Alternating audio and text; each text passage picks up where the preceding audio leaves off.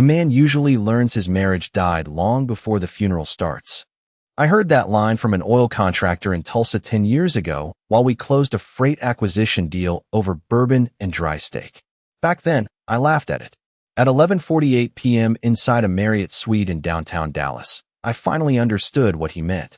My phone buzzed across the glass desk while I reviewed a shipment delay report from Phoenix. The text came from Greg Thompson, the guy who lived 3 houses down from mine in Alpharetta.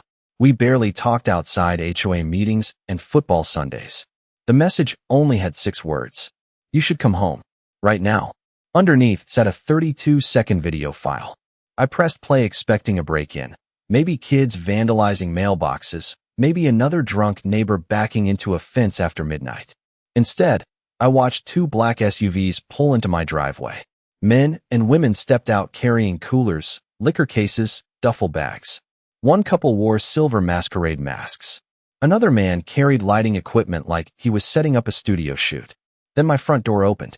Olivia stood there barefoot in a silk robe, holding a wine glass, smiling, welcoming them inside my house like a hotel hostess greeting VIP clients. My stomach tightened so hard it felt surgical. I replayed the clip 3 times. Same result every time. Same grin on my wife's face. Same hand resting on the chest of a man I'd never seen before. Greg sent another message before I could answer. There are at least 15 people there. 15. The number hit harder than the video. Affairs live in shadows. Secrets survive through caution. This looked organized, planned, rehearsed. I opened our shared banking app on instinct. 3 charges from that afternoon sat pending on the Amex Olivia used for home expenses. $200 at Total Wine. $480 at a catering company in Roswell. Another charge from a party rental service. She built this thing like a corporate event while I sat in Texas negotiating freight contracts to pay for the granite countertops she picked out 2 summers ago. I enlarged the video frame by frame. A red LED glow spilled from my living room. The custom walnut bar I built during COVID stood packed with liquor bottles. Then I noticed something worse. The painting above the fireplace was missing. Olivia always removed it before family photos because hidden behind the frame sat our biometric safe. My pulse slowed instead of rising. That scared me more than anger would have. Calm meant my brain had already shifted into audit mode. I opened our cloud camera system. Offline. Every single interior feed disconnected at 9:14 p.m. Olivia never learned the admin settings because I handled the network installation myself after a ransomware attack hit my company 3 years earlier. Somebody walked her through the process. Somebody technical. Somebody prepared. I checked the device history. An unfamiliar MacBook accessed our home system 46 minutes before the guests arrived. Then another notification appeared. Our garage keypad reset. New administrator added. My wife changed security access inside a house titled under the LLC my attorney created before our marriage. That detail mattered. A lot. I pulled up the trust documents stored in my encrypted drive while another message from Greg arrived. This time it was a screenshot from his Ring camera. Olivia stood near the pool laughing beside a tall guy wearing my college sweatshirt. The timestamp sat in the corner. 11:52 p.m. For minutes earlier she had texted me. Miss you, babe. Big day tomorrow. Love you. I stared at the screen for a long time before noticing one final detail in Greg's image. Parked near the curb sat a black Mercedes S-Class with a vanity plate that read, Lux Law. And suddenly I knew exactly who helped my wife prepare for tonight. I spent the next 40 minutes building a timeline instead of spiraling. Panic helps the guilty. Precision protects the man about to lose half his life in family court. I opened the property records first. The house sat under Carter Residential Holdings, an LLC my attorney pushed me to create before Olivia and I married. At the time, she called it paranoid rich guy paperwork. Tonight, that paperwork started looking like body armor. I downloaded the server logs from our smart home system and traced every device. Connected during the last 6 months. 3 unknown devices appeared repeatedly during my business trips. Same pattern every time. Friday nights. Late access. Camera shutdowns. Temporary guest passwords generated through the admin portal. Olivia never understood network architecture beyond resetting Netflix passwords. Somebody else managed this operation. Somebody methodical. I cross-checked the timestamps against my travel calendar. Denver in March. Seattle in June. Charlotte 2 weeks ago. Every trip lined up with unusual account activity on our shared Amex. Catering, alcohol distributors, luxury rideshare charges. One invoice from a cleaning company labeled Special Event Sanitation. That phrase sat in my head longer than it should have. I pulled another thread. Our bank account. Olivia moved $30,000 across 3 separate transfers into a private account under Carter Wellness Consulting, LLC. I stared at the company name for a full 10 seconds before laughing under my breath. Olivia spent 6 years pretending QuickBooks looked too stressful. Suddenly, she operated shell accounts and corporate structures. Somebody coached her carefully. The Mercedes plate from Greg's screenshot kept circling my brain. Lux Law. I searched Georgia business records and found the owner in under 2 minutes. Ethan Vale. Attorney. Family law specialist. High asset divorces. His website featured polished headshots beside phrases like strategic marital asset protection and discreet lifestyle agreements. Lifestyle. That word carried weight in legal circles. I clicked deeper. Several articles mentioned his representation of alternative relationship clients during divorce proceedings. My jaw tightened. Olivia had not wandered into this chaos impulsively. She prepared an exit route months ahead of time. Then I remembered something small. 4 months earlier, Olivia pushed hard for us to refinance the house despite our locked 3% mortgage rate. She wanted both names moved onto every property document for simplicity. I delayed the paperwork because our CPA flagged tax exposure issues with the LLC structure. Olivia sulked for 2 days afterward. At the time, I blamed ego. Tonight I saw strategy. My phone buzzed again. Greg. Another image. This one came from closer range. Olivia stood near the outdoor kitchen talking to Ethan Vale himself. Same man from the law firm website. Tall. Silver watch. Navy blazer. Comfortable posture inside my backyard like he owned the place already. Then I noticed the object sitting on the counter beside them. A black portfolio folder stamped with the gold logo from my own accounting firm. My blood turned cold. That folder should have been inside the locked drawer of my home office. Greg sent one final message right after the picture. Daniel, I think they are going through your files. I stopped thinking like a husband around midnight. I started thinking like an executive protecting a company under internal attack. Emotion clouds timing. Timing decides who survives court. I called Rebecca Sloan, my corporate attorney in Atlanta, using the encrypted line she reserved for acquisition emergencies. She answered on the second ring with the voice of someone who billed $600 an hour to stay calm during disasters. I sent her Greg's screenshots, the banking transfers, the device logs, and the image of Ethan Vale holding my accounting portfolio beside my wife. 20 minutes later, she called back. Daniel, lock every financial gateway tonight. No sympathy, no dramatic pause, just strategy. I logged into our Merrill Lynch account and froze outgoing transfers above $5,000. Then I revoked Olivia's secondary administrator privileges from Carter Residential Holdings. Rebecca guided me through the sequence step by step while reviewing Georgia marital property statutes in real time. If they access tax projections or trust structures before filing, she said, they are building leverage. That sentence settled inside my chest like concrete. Olivia never cared about leverage during 12 years of marriage. She cared about vacations, wine subscriptions, and whether the backyard furniture matched the landscaping stone. Somebody transformed her into a woman studying asset maps behind my back. I opened the remote access logs from my home office desktop and found 6 unauthorized entries across the past 2 months. All occurred between 11 p.m. and 2 a.m. while I traveled for work. Files opened included trust agreements, insurance schedules, retirement distributions, and one folder labeled Nevada Expansion Acquisition. My expansion deal. Confidential. Protected under multiple non-disclosure agreements. My wife and her attorney had crossed from betrayal into exposure risk. That changed everything. Rebecca heard the shift in my breathing immediately. Daniel, listen carefully, she said. Marriage problems stay in family court. Corporate exposure moves into litigation territory. Litigation territory. Those 2 words snapped the emotional fog completely. I requested emergency credential resets across every business account connected to my personal network. Then I disabled Olivia's fingerprint access from the house security system remotely. Petty men scream. Dangerous men update permissions quietly. Another notification appeared while I worked. Motion detected. Backyard office door opened. Greg had repositioned his Ring camera toward my property line. The image quality blurred at distance, but I recognized Ethan Vale instantly walking toward my detached office, carrying 2 banker boxes. My banker boxes. Olivia followed behind him wearing latex gloves from our garage workshop. They moved carefully, focused, professional, like people executing a checklist rehearsed beforehand. I enlarged the image and noticed colored tabs sticking from the folders.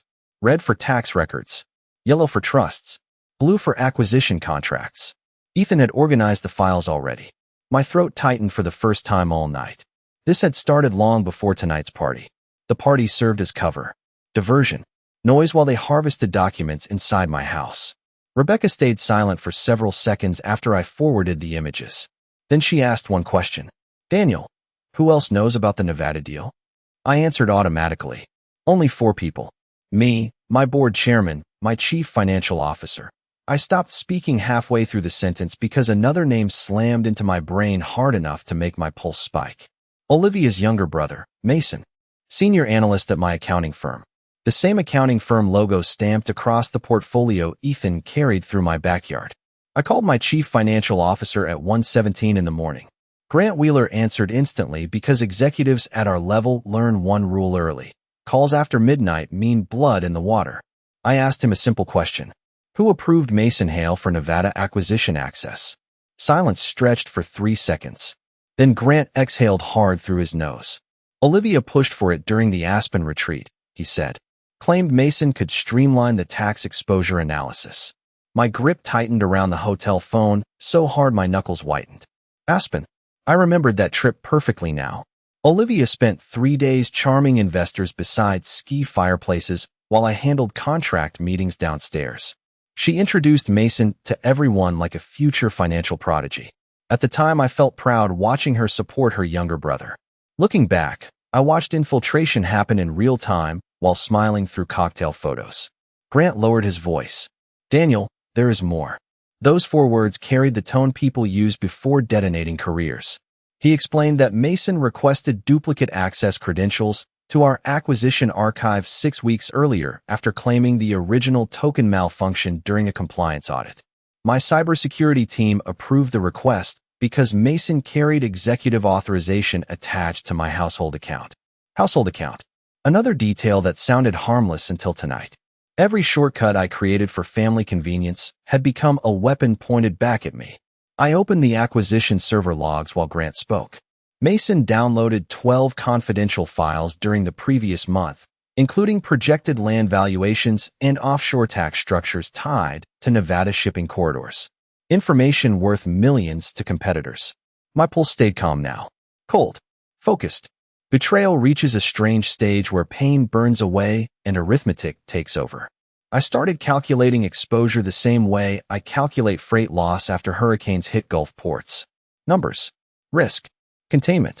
Rebecca joined the conference call 15 minutes later and shifted the conversation immediately toward legal warfare. Daniel, she said, family court becomes secondary if proprietary information leaked through marital access channels. Secondary. My marriage had collapsed so completely that divorce itself ranked beneath corporate defense strategy. That realization hollowed me out more than the videos ever could. Olivia once cried because I forgot our anniversary dinner during a Memphis expansion project. Now she stood beside her attorney while my confidential files disappeared into banker boxes through my backyard. I searched Mason's employee profile and found another anomaly. 3 large bonus deposits hit his account during the previous quarter despite mediocre performance reviews. The payments originated through an outside consulting group called Vale Strategic Holdings. Ethan Vale again.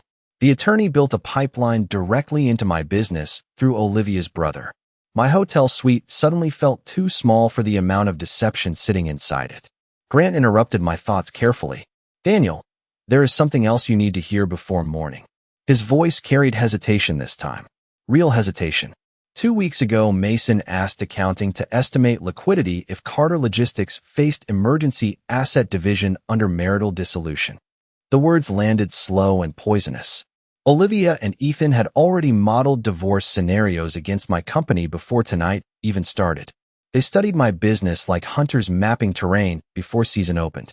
I stood from the desk and walked toward the dark hotel window, staring at my reflection instead of the city below. Men always think betrayal starts with lust or loneliness. Real betrayal starts with planning. Spreadsheets, passwords, quiet meetings over expensive wine.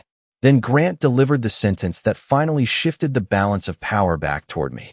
"Daniel," he said carefully, "Mason made one mistake. He copied the Nevada files onto a private drive connected to company monitoring software. Cybersecurity archived everything." By 3:40 in the morning, I had stopped reacting emotionally to the screenshots. From Greg, my attention shifted toward evidence preservation, chain of custody, and containment. Rebecca connected me with a digital forensics specialist named Howard Klein who handled executive divorce cases involving intellectual property exposure. Howard joined our encrypted call sounding half asleep and fully dangerous. Within 10 minutes, he remotely mirrored my home network backups into a protected archive server outside Georgia jurisdiction. Every deleted camera feed, every administrator change, every device handshake inside my house now existed in triplicate under legal privilege. Olivia thought she erased the interior footage. She forgot one thing. Smart home systems cache temporary shadow files before deletion cycles complete. Howard recovered 27 partial video fragments immediately. I watched the clips in silence while Rebecca took notes for litigation strategy. One showed Ethan Vale inside my office drinking bourbon from the crystal decanter my father gave me after my first $1 million contract. Another clip showed Mason using my desktop while Olivia stood behind him flipping through printed trust documents. Then came the fragment that changed the entire night. A woman near the kitchen island held up my passport while laughing to a group of strangers. Olivia took the passport from her hand and said something Howard managed to isolate through audio cleanup software. "Once the divorce freezes his travel, he will settle fast." I stared at the waveform monitor while my heartbeat slowed into something cold and mechanical. Settlement planning, asset freezes, travel restrictions. They already mapped the legal battlefield before I even knew my marriage sat under attack. Howard paused the footage and enlarged the kitchen counter in the frame. Beside the liquor bottles sat a stack of folders stamped with labels from Vale Strategic Holdings. One tab read Nevada liquidation models. Another read emergency spousal filing timeline. They were running simulations against my life while standing inside the house I paid for. Rebecca finally spoke after nearly a minute of silence. "Daniel," they expected emotional reaction. They wanted confrontation, property, conflict, possibly abandonment claims. Your distance tonight destroyed their timing. Timing again. Everything came back to timing. I booked the first private charter out of Dallas through one of our corporate aviation partners instead of using commercial flights connected to my travel profile. Rebecca advised complete silence until we secured every financial corridor. "Let them think you are still in Texas reviewing freight contracts," she said. "People reveal more when they believe they still control the board." So I stayed invisible while Howard kept digging through the recovered files. Around 4:12 a.m., he found archived Bluetooth pairing logs tied to devices inside my bedroom. 6 recurring device IDs appeared during previous business trips. One device carried a custom owner tag instead of factory settings. Eva_private. Ethan Vale had paired his phone inside my bedroom months ago. I leaned back slowly in the hotel chair and closed my eyes for the first time all night. Men imagine betrayal arrives through chaos. Real betrayal arrives through repetition. Patterns, confidence, familiarity. Olivia and Ethan moved through my house comfortably because they had practiced for a long time. Then Howard found something else buried inside the deleted camera metadata. A scheduled calendar entry synced through Olivia's tablet 2 weeks earlier. The title read, "Reveal Night." Underneath sat one final line typed in Ethan's email signature format. "Once Daniel sees the lifestyle footage, he will either break emotionally or negotiate immediately." The charter landed outside Atlanta a little after sunrise. I stayed off every shared account, every airline profile, every company vehicle tracker. Rebecca arranged a private driver through one of her corporate security contacts and routed me through a side entrance at Peachtree Aviation. Quiet movement mattered now. Ethan and Olivia expected shock, confrontation, maybe tears and broken furniture. Instead, I carried a leather folder full of forensic reports and emergency injunction drafts. Rebecca met me inside her office 40 minutes later wearing the same navy suit from yesterday. Either she never slept or people like her stopped needing sleep years ago. She spread printed screenshots across the conference table like battlefield maps. Device logs, transfer records, metadata timestamps, Nevada acquisition files. Every page sharpened the picture further. Olivia had spent at least 8 months building leverage while smiling across dinner tables from me. 8 months of calculated performance. Rebecca pointed toward one highlighted banking trail connected to Carter Wellness Consulting. This account received external deposits through 3 shell entities tied to Ethan Vale's clients, she said. That creates potential conspiracy exposure if company data moved during marital manipulation. Marital manipulation. Lawyers invent phrases that sound clinical enough to hide how ugly human beings become around money. I signed 3 emergency filings before finishing my coffee. Asset protection motion. Temporary business firewall order. Digital trespass complaint against unknown parties. Rebecca filed them electronically through Fulton County before Olivia even woke up. Then Howard called with another update from the Forensic Recovery Archive. Daniel, your wife recorded private conversations inside the house. My jaw tightened instantly. Howard explained that several smart speakers inside our kitchen and office synced through a hidden cloud storage account under Olivia's consulting company. Audio files stretched back nearly 6 months. Business calls, strategy discussions, casual conversations with Grant about expansion routes.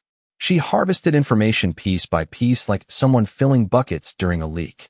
Howard played one recovered clip through the conference room speaker. My own voice filled the room, discussing Nevada freight corridors while Olivia cooked dinner in the background, acting distracted. Then came another voice after the recording timestamp advanced 20 minutes. Ethan Vale. Calm. Smooth. Familiar. Once Daniel finalizes the Reno contracts, pressure him emotionally before liquidity shifts offshore. I stared at the speaker while something deep inside me finally broke loose. Not rage. Clarity. Every anniversary dinner. Every fake argument before business trips. Every sudden emotional crisis right before negotiations. Olivia weaponized intimacy itself. Rebecca watched my face carefully before sliding another document toward me. There is more. Those 3 words had become poisoned during the last 12 hours. The paper showed a draft divorce filing prepared 3 weeks earlier under Ethan Vale's law firm. Petitioner, Olivia Carter. Grounds listed emotional abandonment and secretive financial control. Under proposed settlement demands sat my company valuation estimates highlighted in yellow marker. She planned to paint me as a cold executive hiding wealth while she played wounded spouse in front of a judge. Then Rebecca tapped the final page quietly. She attached lifestyle coercion allegations. I looked up sharply. Rebecca nodded once. Daniel, they intended to use footage from those parties to pressure settlement compliance. The room went silent except for the soft hum of Howard's forensic server running through Rebecca's office monitor. Then my phone buzzed face up on the conference table. Olivia's name appeared across the screen for the first time all night. One text message. 7 words. Baby, why are you ignoring my calls? I stared at Olivia's message for several seconds before placing the phone face down on Rebecca's conference table. 20 years ago, a text like that would have pulled me home at 90 miles an hour with flowers and apologies. That version of me died somewhere between deleted camera footage and Nevada liquidation models. Rebecca reached for the phone calmly. Do not answer emotionally, she said. Every response becomes evidence now. Evidence. Marriage had fully transformed into litigation language. Howard continued filtering through the recovered smart speaker archives while Rebecca drafted emergency injunction notices against Ethan Vale and Mason Hale. Then another forensic alert appeared across Howard's monitor. External device synchronization detected. He enlarged the log instantly. Olivia's hidden cloud account attempted remote access into my executive calendar system 15 minutes earlier. She was searching for my location, tracking movement, measuring response time. Rebecca smiled faintly for the first time all day. Good, she said softly. Panic makes people careless. Howard isolated the originating IP address within 30 seconds. My house. Olivia still believed she controlled the narrative.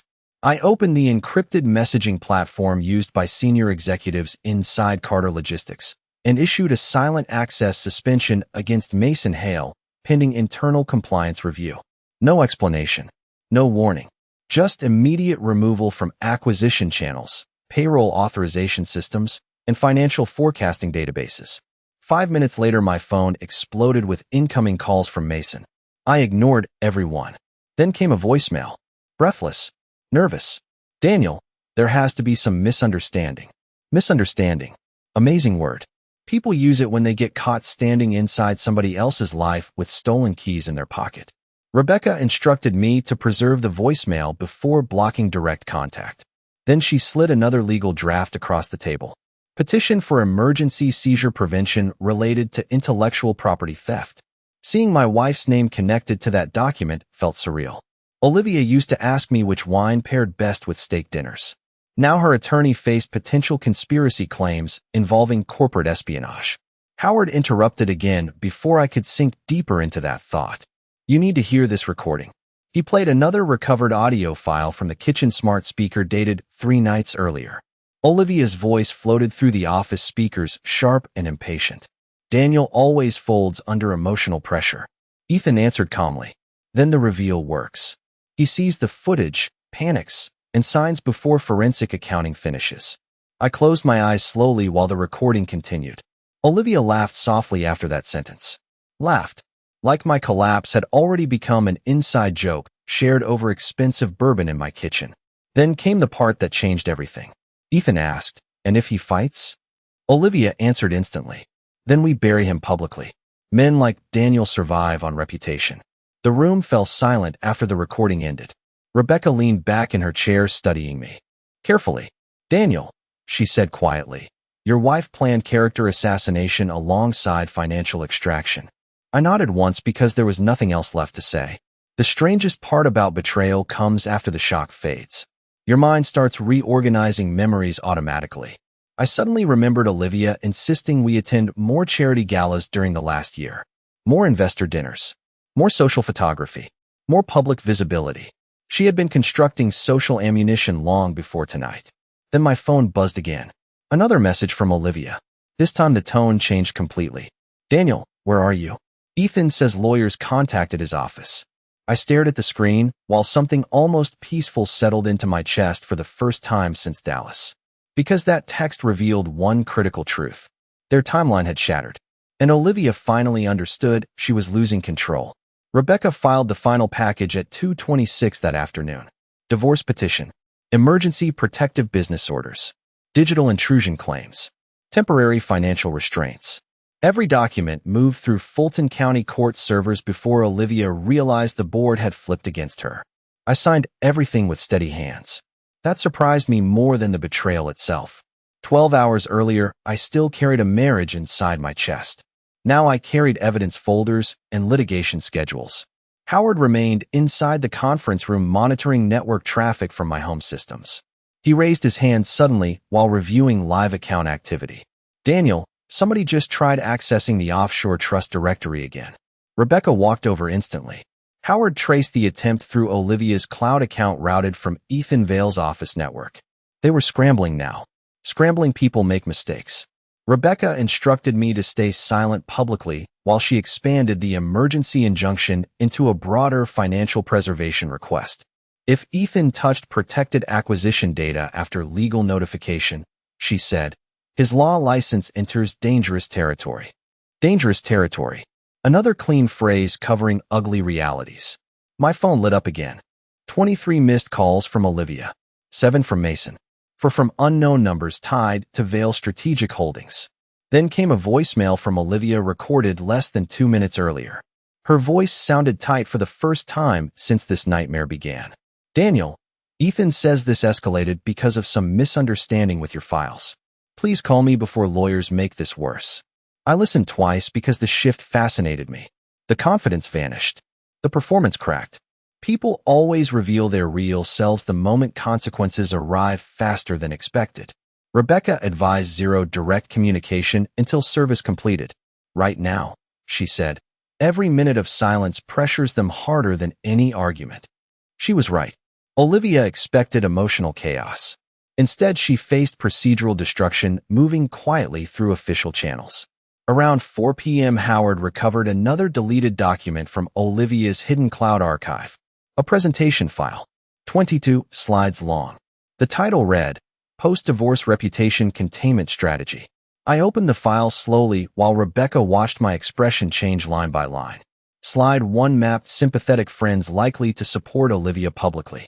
Slide 6 listed journalists connected to Ethan's social circle. Slide 11 contained staged social media narratives describing me as emotionally distant, financially secretive, and controlling. But slide 17 stopped me cold.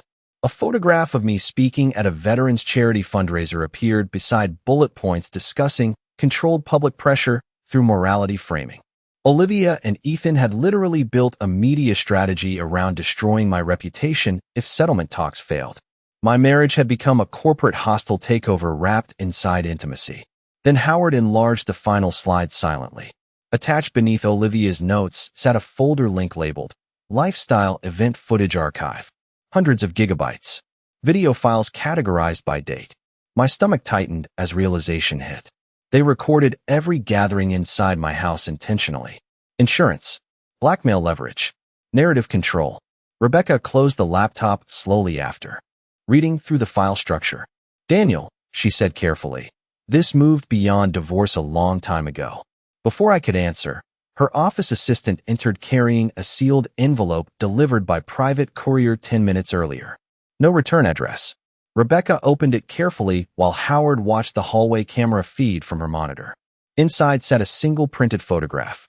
Olivia standing beside Ethan Vale in my kitchen 6 months earlier, holding champagne glasses and smiling directly into one of my own hidden cameras. Across the bottom, someone had handwritten 7 words in black ink. You should have checked your cameras sooner. 16 months later, I stood on the deck of a cedar cabin outside Whitefish, Montana, holding a black coffee while snow settled across the lake below. Silence feels different after betrayal. At first, silence sounds empty. Then one morning you realize silence actually sounds expensive, peaceful, earned. Carter Logistics finalized the Nevada expansion 3 months after the divorce closed. Grant became Chief Operating Officer. Rebecca joined our board advisory team. Howard now headed an internal cybersecurity division after uncovering 2 additional corporate leaks connected to Ethan Vale's network. The damage Olivia planned never landed the way she expected. Courts move slowly, but digital evidence moves faster. Federal investigators opened inquiries into unauthorized financial access tied to Vale's strategic holdings after Howard preserved the transfer chain through Mason's duplicate credentials. Mason lost his accounting license before Thanksgiving. Ethan surrendered several high-profile clients within 6 months. His firm survived publicly, but people in Atlanta's legal circles stopped speaking his name with confidence. Reputation works like fine glass. One fracture spreads forever. Olivia settled quietly once forensic discovery began exposing the archived recordings and litigation planning files. Her attorneys pushed mediation hard after Rebecca introduced the cloud metadata timeline into court records. Funny how quickly performance collapses once timestamps enter the room. I never screamed at Olivia. Never chased revenge through tabloids or drunken speeches. I signed papers, preserved evidence, protected my company. Then I walked away. That part bothered her most. During mediation, she kept staring across the conference table like she still expected emotional collapse at any second. Tears, rage, begging.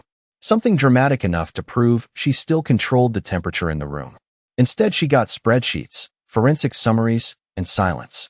Controlled silence terrifies manipulative people because silence gives them nothing to steer. The house in Alpharetta sold 4 months after final judgment. I refused to keep it. Some structures rot from termites. Others rot from memory. I heard through mutual friends that Olivia moved into a luxury condo in Buckhead for a while before downsizing again after legal fees piled up. I felt nothing hearing that. Betrayal drains emotion eventually. What remains afterward looks more like distance than hate. The strangest part came last winter. Around 2:11 in the morning, my private email received a message from Olivia. No legal language. No manipulation. Just one sentence. Do you ever miss us? I stared at the screen for a long time before answering. Not because I struggled for words. Because I finally understood the real truth hiding underneath everything that happened. Olivia kept believing she destroyed a marriage. She actually destroyed access. Access to loyalty. Access to protection. Access to the version of me willing to carry someone through life without keeping score. So I typed 11 words back and hit send before I could reconsider. I miss who I was before I trusted the wrong people. She never replied after that. Sometimes I think about the handwritten note inside Rebecca's office. You should have checked your cameras sooner. Funny thing is, cameras were never the real lesson.